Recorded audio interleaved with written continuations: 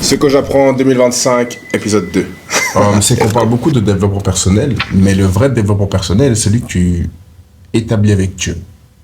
Je m'explique. Ça fait maintenant 5 ans que je m'y intéresse, je lis des livres et tout par rapport à ça. Et en vrai de vrai, les principes qui sont expliqués dans les livres sont des principes que la Bible t'explique déjà. Donc si la Bible te l'explique déjà, c'est que Dieu te l'explique déjà. Et j'irai même plus loin en disant ceci, c'est que Dieu te connaît mieux que quiconque. Dieu te connaît mieux que les livres que tu lis. C'est vrai qu'il y a certains livres, quand on lit, on se dit « Ah, mais ça, c'est exactement ma situation. » Mais Dieu te connaît.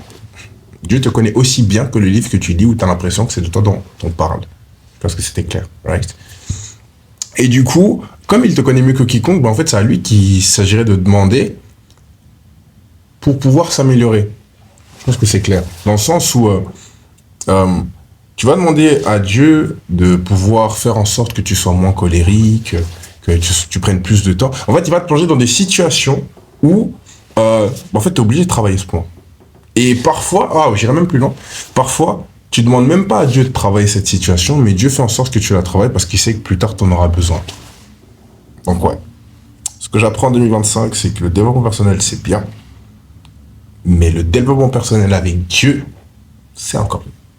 Voilà, je pense que on est pas mal. On se voit demain.